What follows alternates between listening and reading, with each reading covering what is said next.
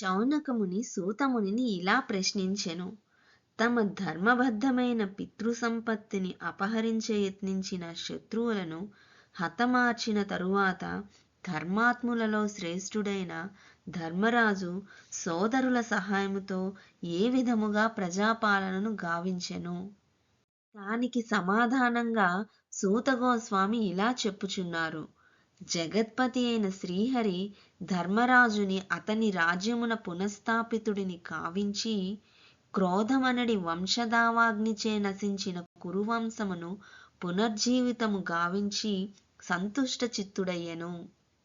భీష్ముడు మరియు అచ్యుతుడైన శ్రీకృష్ణుడు పలికిన వచనములు వినిన ధర్మరాజు సర్వ సందేహముల నుండి విడినవాడై సంపూర్ణ జ్ఞానమును నియుక్తుడై అనుజ సోదరులు తనను అనుసరింపగా సముద్ర పర్యంతము అగు భూమిని చక్కగా పరిపాలించాడు. ధర్మరాజు పాలనలో ప్రజలకు కావలసినంతగా మేఘములు వర్షములు కురిసెడివి, భూమి పుష్కలముగా ఉత్పత్తి చేసినది.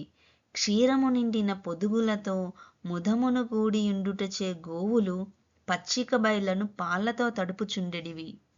నదులు, సముద్రములు, కొండలు, పర్వతములు, అరణ్యములు, లతలు, ఫలవంతమగు ఓషధములు అన్ని ఋతువులలోనూ రాజుకు పుష్కలముగా వసగెడివి.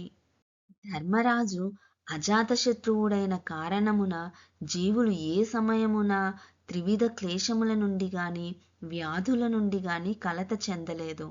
త్రివిధ క్లేశములు అంటే ఆత్మ వలన గాని అన్యజీవుల వలన గాని దైవము వలన గాని సంభవించడి క్లేశములు.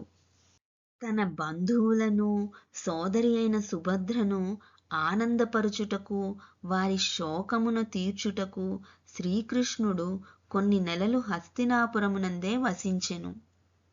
శ్రీకృష్ణుని తిరుగు ప్రయాణమునకు అనుమతి తెలిపిన ధర్మరాజునకు అభివాదము చేసి ఆలింగనము చేసుకొనెను.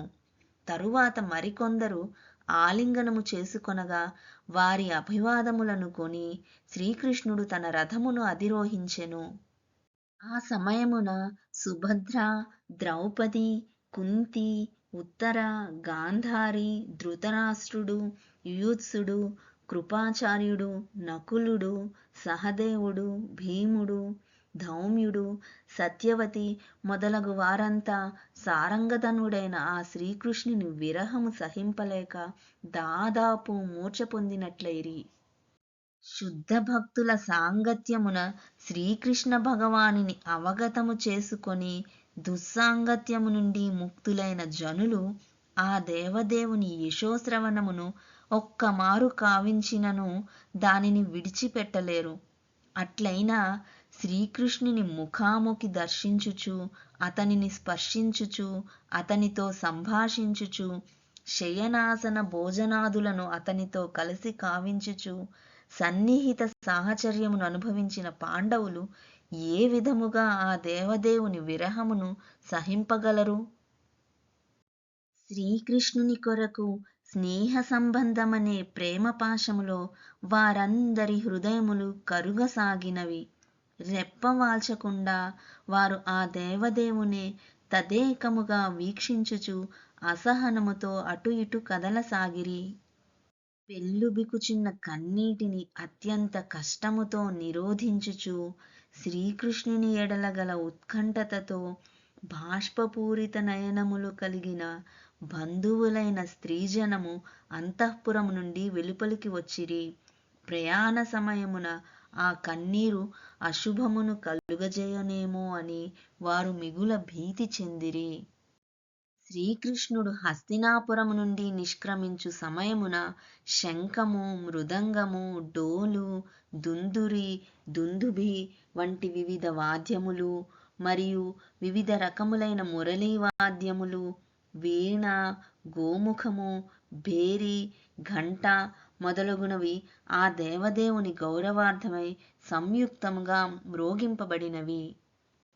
కురునారీమణులు రాజప్రాసాదపు శిఖరమును చేరి శ్రీకృష్ణుని చూచుచు ప్రేమలజ్జాపూర్వకముగా మందహాసము చేయుచు శ్రీకృష్ణునిపై పుష్పవృష్టిని కురిపించిరి. ఆ సమయమున ప్రియసఖుడగు అర్జునుడు శ్రీకృష్ణునికి ముత్యపుటంచులతో విభూషితమైన రత్నదండము కలిగినట్టి ఛత్రమును పట్టెను. ఉద్ధవుడు సాత్యకి ఇరువురును అలంకృతమైన చామరములచే శ్రీకృష్ణుని విసరసాగిరి. మధుపతి అయిన శ్రీకృష్ణుడు పుష్పములపై ఆసీనుడై దారి పొడుగునా వారి సేవలను పొందెను.